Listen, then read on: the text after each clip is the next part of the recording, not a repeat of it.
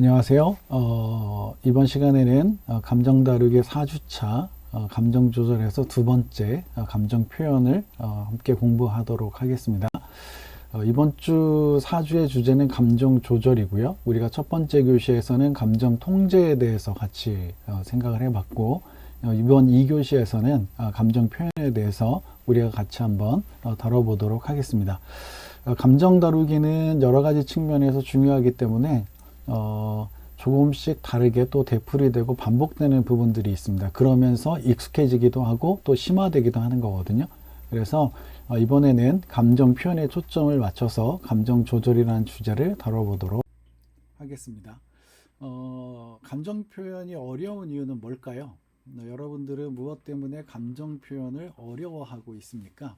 아마 우리 중에는 감정 표현을 너무 잘 하시는 분들도 있을 것 같아요. 자유롭게 또 자기 표현을 잘 하시는 분도 있을 것 같고, 또 어떤 분들은 감정을 잘 표현하지 못하는 분들도 있을 것 같은데, 여러분들은 어디에 속하는지 모르겠습니다. 어쨌든 감정을 평소에 잘 표현하지 못하는 분들도 계시고, 그리고 감정을 표현을 잘 하지만 또 특정 상황에서는 감정을 잘 표현하지 못할 때가 있죠. 그래서 감정 표현이 어려운 이유들을 이 시간에 좀 먼저 살펴보도록 하겠습니다. 사회적 규범이 우리로 하여금 감정 표현을 못하게 만들기도 합니다. 그래서 화내지 말아라, 또 남자가 울면 안 된다, 뭐 이런 식의 사회적 규범들이 있는데요. 뭐 이외에도 여러 가지가 있겠고, 뭐 어떤 규범들은 쓸모가 없는 것도 있겠고, 어떤 것들은 아직도 살아남아 있는 것들이 있을 건데, 우리가 사회적으로 어떤 감정들을 표현하지 못하도록, 아니면 감정 자체를 표현하지 못하도록 할 수가 있는데, 이런 규범을 우리가 따르다 보면 감정을 표현하지 못할 수 있습니다. 그래서 특별한 어떤 그 종교 집단이라든지, 아니면 어떤 학교라든지, 뭐 아니면 어떤 가정이라든지, 그런 경우들에서는 이런 감정 표현을 하지 못하도록 하는 경우들이 있을 수 있고, 우리가 그것을 따르다 보면 감정을 표현하지 못하는 상태가 될 수도 있습니다. 자, 두 번째는 애착 경험입니다. 애착 경험. 그래서 감정을 표현하면 관계가 위험해졌던 기억을 갖고 있는 분들이 있어요. 그래서 화를 냈다가 한번 울었다가 짜증을 한번 냈다가 관계에 문제가 생기면, 관계가 위험해지면, 사실 관계가 위험해진다는 이야기는 자기 생존에 어려움이 발생한다는 거거든요. 그래서 이제 그런 경험들이 실제적으로 감정 표현을 어렵게 만들 수도 있다. 특히 이제 관계가 중요한 사람들의 경우는 감정을 표현했다가 관계에 문제가 생기면 굉장히 큰 어려움을, 심리적인 어려움을 겪게 되잖아요. 네, 그런 측면에서 이 애착 경험, 감정을 표현하면 감정을 표현했다가 관계가 위험해졌던 기억이 있는 분들이 이 감정 표현이 어려워질 수 있습니다. 그 다음에 세 번째는 자기 보호 때문에 감정 표현이 어려울 수 있습니다. 감정을 표현하는 것이 자기의 약점을 드러내는 것이라고 생각할 수 있고, 또 자기의 감정을 표현하는 것이 약한 모습이라고 생각하는 분들이 있어요. 그래서 자기의 약한 모습을 다른 사람들에게 보이지 않기 위해서 사실은 이제 자기를 보호하기 위해서 감정 표현을 하지 않는 경우들이 존재할 수 있습니다. 또 하나는 감정 언어 부족이죠. 그래서 내 감정에 어떤 이름을 붙일지 몰라서 표현하지 못하는 경우도 있습니다. 이 부분은 우리가 몇 차례 언급을 했지만 여전히 또 포함되기 때문에 말씀을 드렸는데요. 자, 여러분들은 이 네 가지 중에 어디에 들어갈까요? 내가 감정 표현을 주저하거나 감정 표현을 하지 못할 때 사회적 규범 때문인지, 애착 경험 때문인지, 또 아니면 자기 보호를 위해서인지, 아니면 감정 언어가 부족해서인지 한번 점검해보는 시간이 되었으면 좋겠습니다. 이번에는 감정 표현과 감정 반응의 차이에 대해서 함께 살펴보도록 하겠는데요. 여기서 말하는 감정 반응은 감정 표출이라고 이해하시고 들으셔도 괜찮겠습니다. 자, 감정 표현은 감정을 자기 인식, 언어와 적절한 방식으로 전달하는 과정을 가리키는 표현이라고 보시면 되겠습니다. 그래서 감정 표현이라는 것은 결국은 감정을 전달하는 거죠. 감정을 전달하는 건데, 이 과정 안에는 자기를 인식하고 자기의 감정을 인식하고 그 감정을 언어로 바꿔주고 그러나 이제 방식 또한 이제 적절하게 만들어서 전달하는 과정이라고 볼 수가 있겠고요. 그래서 감정 표현이라는 것은 건강한 측면이라고 우리가 보통 이야기할 수 있는데, 감정 반응은 그저 터져 나오는 행동이라고 말할 수 있습니다. 일종의 표출이죠, 표출. 그래서 감정이 행동으로 나타나는데, 잘 정돈되고 정리된 표현이 아니라 갑작스럽기도 하고, 그리고 터져 나오는, 뿜어져 나오는 그런 행동과 연관되어 있다고 볼 수 있습니다. 자, 예를 들어서 한번 설명해 볼까요? 자, 감정 표현은 나는 지금 서운해, 나 지금 서운해 라고 하면 이거는 감정 표현이 되겠죠. 내가 지금 서운하다 라고 감정을 표현하고 있는 건데, 문을 쾅 닫고 나가는 행동은 감정 반응이 되겠죠. 자, 우리는 감정 표현을 하는 게 좋겠습니까? 감정 반응을 하는 게 좋겠습니까? 사실은 정해져 있죠, 답은. 사실 답은 정해져 있습니다. 자, 우리가 감정 반응을 하는 사람은 일반적으로 미성숙한 사람, 또는 사회적인 기술이 떨어지는 사람, 이렇게 이제 말할 수가 있겠고요. 감정 표현은 건강한 사람, 또 사회생활을 잘하는 사람으로 우리가 말할 수 있을 겁니다. 자, 여러분들이 뭘 더 잘하시는지는 모르겠습니다. 그러나 아마도 우리가 이 세상에서 잘 살아가기 위해서라면, 또 우리가 한 사람으로 잘 성장하기 위해서라면 감정 반응보다는 감정 표현이 우리에게 더 적합하리라고 생각이 듭니다. 자, 이렇게 건강한 감정 표현에는 세 가지 조건이 있어요. 여러분들이 이 세 가지 조건을 좀 기억하시면 좋겠는데, 첫 번째 조건은 명료성입니다. 명료성. 이 명료성은 정확한 감정 단어를 사용하는 것을 가리키는 겁니다. 정확한 감정 단어를 사용하는 것을 우리가 명료성이라고 하고요. 그러니까 감정을 명확하게 이해해야 되겠죠. 이게 어떤 감정인지를 명확하게 알 수 있어야 됩니다. 자, 두 번째는 정직성입니다. 정직성. 우리가 라켓 감정을 얘기하면서 많이 말씀드리기는 했는데, 감정의 원래 결을 왜곡하지 않는 겁니다. 그래서 감정을 있는 그대로 원래 감정을 말하는 거죠. 네.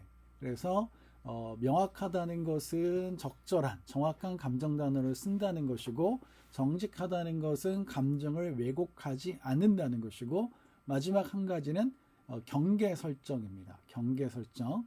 그래서 나의 감정을 말은 하는데 타인을 공격하지 않는 것.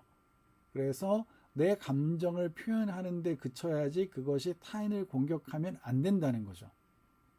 그래서 자, 감정을 표현할 때 세 가지를 기억하시면 됩니다. 명료성, 정직성, 경계 설정.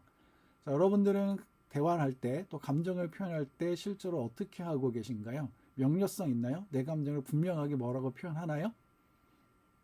예, 나는 슬퍼, 나는 화났어, 나는 외로워, 이렇게 정확하게 단어들을 표현하고 있는지, 또 정직한지, 감정을 왜곡하고 있지는 않은지, 화가 났는데 슬프다고 하거나 슬픈데 두렵다고 하거나 이런 식으로 왜곡하고 있지는 않은지, 또 경계 설정, 감정을 말하는데 이 감정을 통해서 타인을 공격하고 있지는 않은지. 그래서 타인을 공격한다는 것은 사실은 감정의 범주를 벗어난 거죠. 네, 감정이라는 것은 나의 것이고 내 안에서 표현되어야 하고 타인을 공격하면 안 되는 겁니다. 자, 감정 표현의 기술을 살펴보도록 하겠는데요. 먼저 감정 명명하기를 보도록 하겠습니다. 이제 여러 번 나오니까 여러분들도 이제 익숙해졌으리라고 생각이 드는데, 조금 더 심화해서 이 감정 명명하기를 설명하도록 하겠습니다.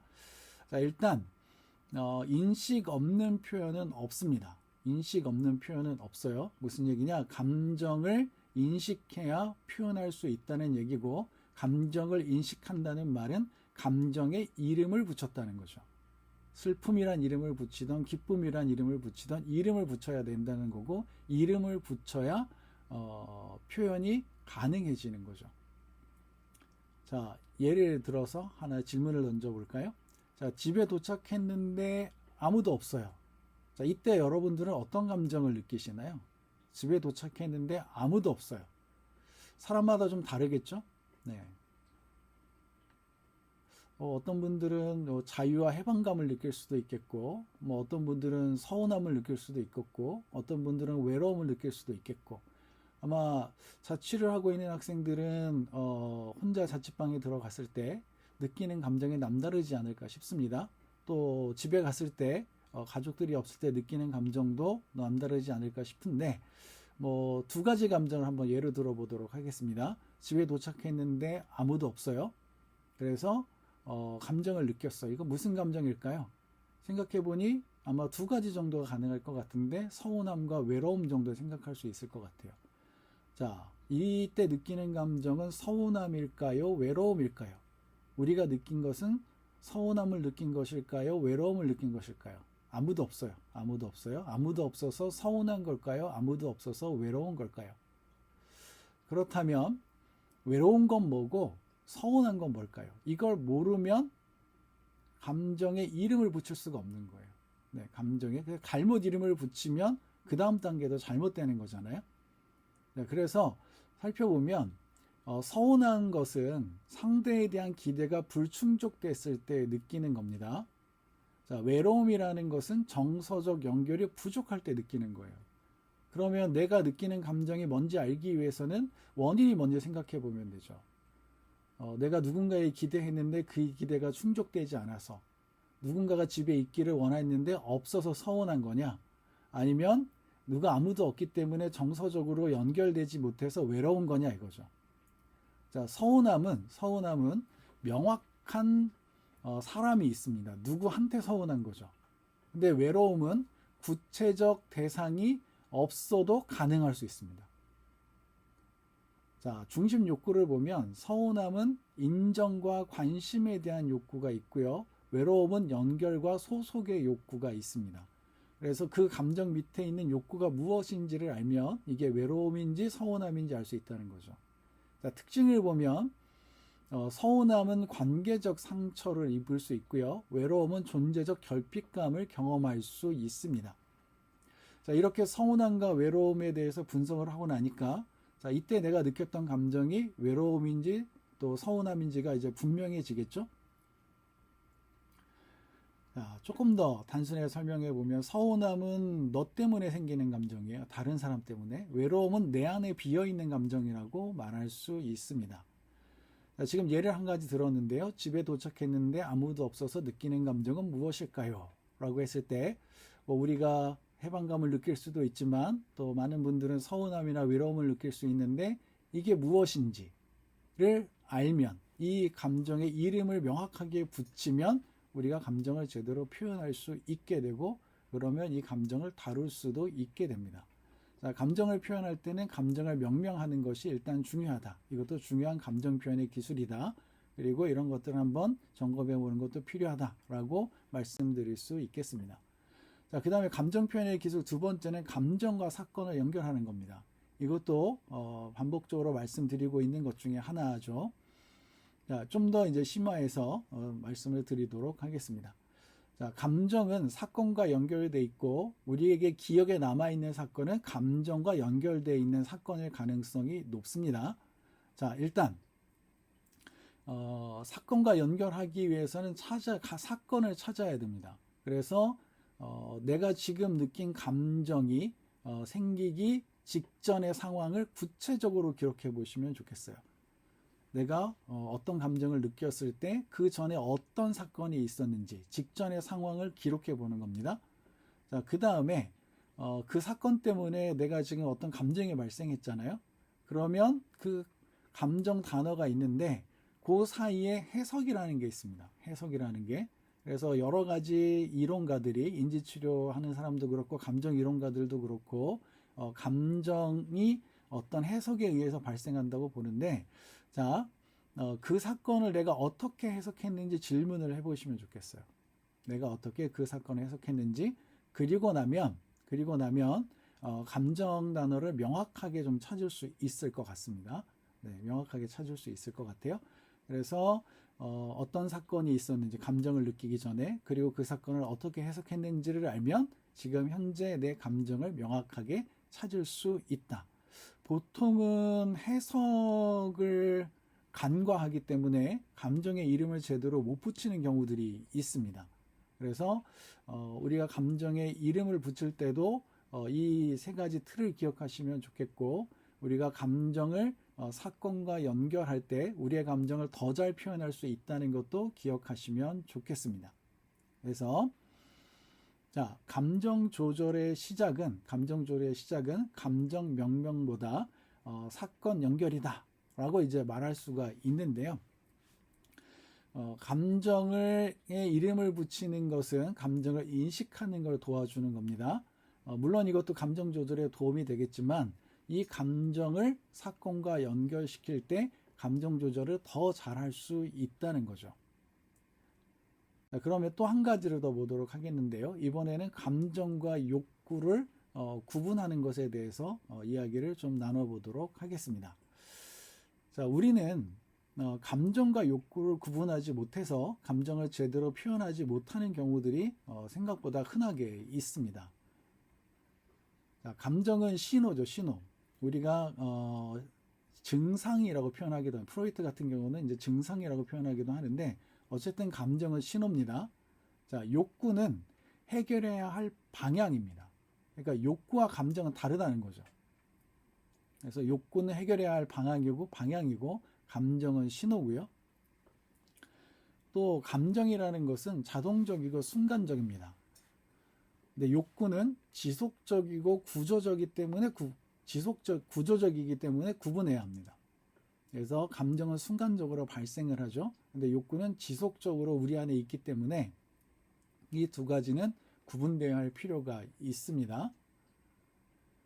자, 감정을 그대로 해결하려고 하면 관계가 악화될 수 있기 때문에 감정과 욕구를 구분해야 합니다. 이게 욕구인지 감정인지 구분을 안 하고 감정을 해결하려고 하면 문제가 생기는 거죠. 자, 내가 누구한테 서운해요? 내가 누구한테 서운한데 그 서운한 감정을 해소하려고 하면 문제가 생길 수 있어요. 근데 이 서운함이 어떤 욕구에서 비롯됐는지를 알면 오히려 감정도 더 잘 표현할 수 있고 문제도 더 잘 해결할 수 있습니다.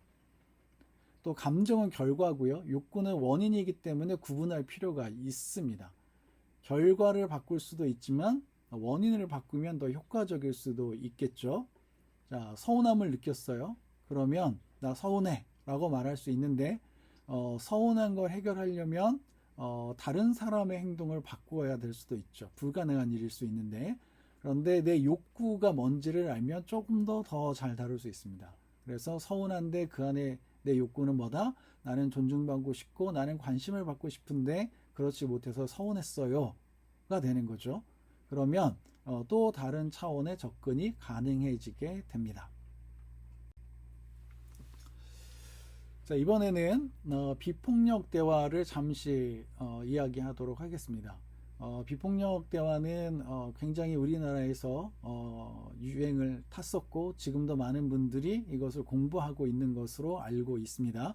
그래서 길고 복잡한 과정을 우리가 다 얘기할 수는 없지만 단순하게 네 가지 패턴을 가지고만 이야기하도록 하겠습니다. 그 감정 표현의 기술에서 이 비폭력 대화는 크게 네 가지 단계로 이루어져 있습니다. 그래서 대화를 할 때 관찰, 느낌, 욕구, 요청 순으로 이제 대화를 하라는 거죠. 감정을 표현할 때 이 순서를 따르면 폭력적이지 않게 감정을 표현할 수 있다고 보는 겁니다.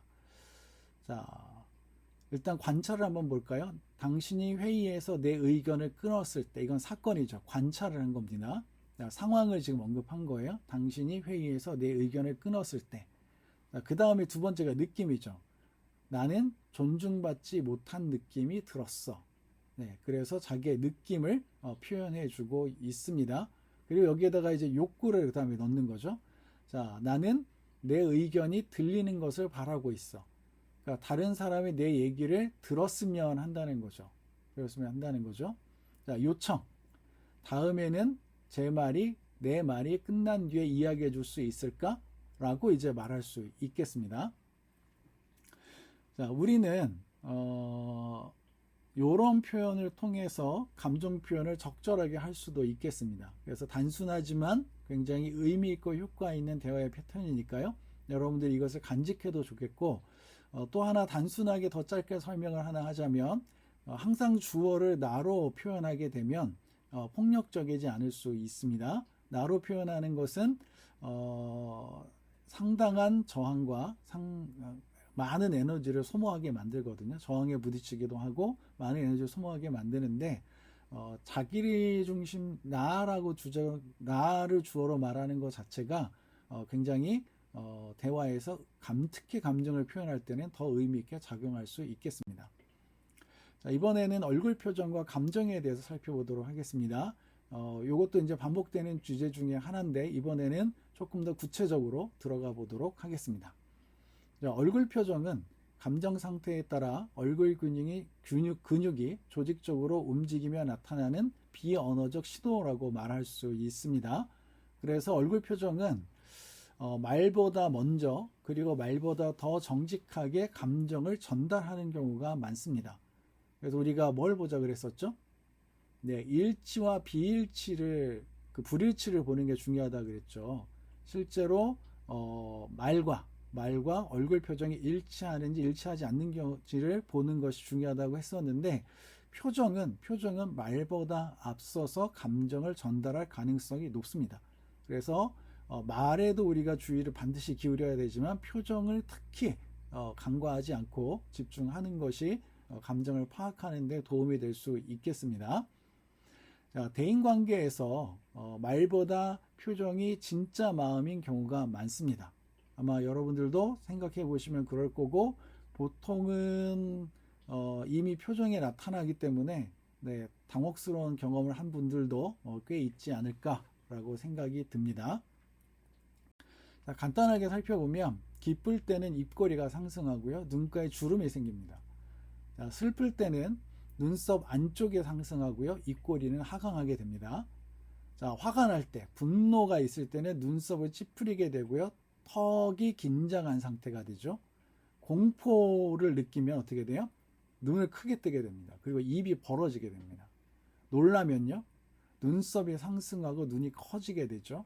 자, 혐오감을 느끼면요. 혐오를 느끼면 코를 찡그리고 윗입술이 상승하는 경향이 있습니다. 자, 이것은 일반적으로 나타나는 형태라고 보시면 되겠고요. 자, 이제 미세 표정, 숨길 수 없는 감정, 미세 표정에 대해서 잠깐 살펴보도록 할 건데요. 자, 미세 표정이 뭐냐 하면 0.1에서 0.5초 사이에 순간적으로 나타나는 표정이에요. 그래서 이 미세 표정은 의식적으로 통제가 거의 불가능합니다. 그래서 상대방을 잘 관찰하는 분들은 발견할 수 있는 건데요. 말과 표정이 불일치할 때 단서를 제공하는 것이 미세 표정이라고 볼 수 있습니다. 이건 순간 포착을 잘 해야 되겠죠.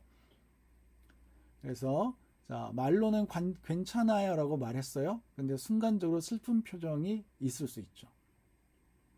자, 웃으면서도 눈 근육이 움직이지 않는 경우가 있죠. 가짜 미소라고 볼 수 있는데 이런 미세 표정, 숨길 수 없는 감정을 우리가 한 번 더 생각해 봐야 되겠고요. 한번 사진을 보면서 살펴보도록 하겠습니다. 자, 행복이죠. 행복. 우리가 행복해요. 그럼 어떻게 돼요? 아까 말씀드렸죠. 기쁨이란 그 감정을 설명할 때 눈꼬리에 주름이 생깁니다.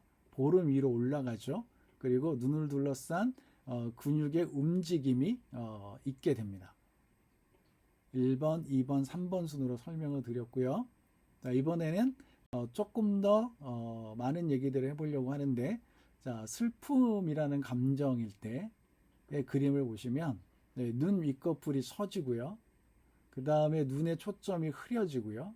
그리고 입꼬리가 약간 아래로 당겨지는 경향이 있습니다. 자, 분노, 네, 화를 살펴보면 눈썹이 아래로 내려오면서 서로 가까워지고요. 그 다음에 눈을 부릅뜨게 되고 그 다음에 입술이 좁아지고 단단해지게 됩니다. 경멸은요. 입꼬리가 한쪽 얼굴에서만 조여지고 올라가게 됩니다. 쉽게 보실 수 있을 거고요. 그래서 경멸은 유일하게 비대칭적으로 나타나는 감정 표현이라고 우리가 보통 말을 하고 있고요. 자, 혐오라는 감정은 코를 찌푸리게 되고 또 윗입술이 올라가게 됩니다. 자, 놀람이라는 감정은 아주 짧게 지속되는데 눈썹이 올라가고 눈을 크게 뜨고 또 입이 벌어지는 형태가 되겠죠. 공포를 느끼면 눈썹이 올라가면서 서로 당겨지고 윗눈꺼풀이 올라가고요. 아랫눈꺼풀이 긴장을 하게 되고 입술이 귀 쪽으로 수평으로 약간 당겨지는 형태가 나타나게 됩니다. 자, 뭐 우리가 이게 뭐다라고 다 알 수는 없지만 제가 아마 말씀드린 거 기억하실 겁니다. 표정을 따라해 보면 금방 이해할 수 있다.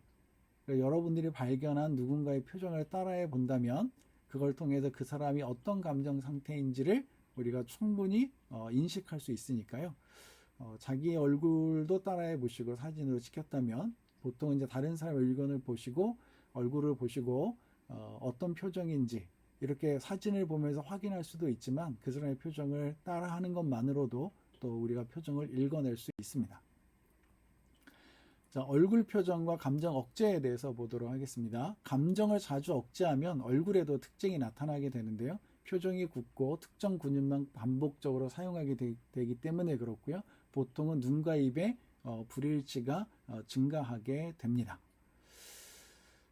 그리고 감정 억제는 종종 우울, 외상 경험, 만성 스트레스와 연결되는 경향이 있습니다.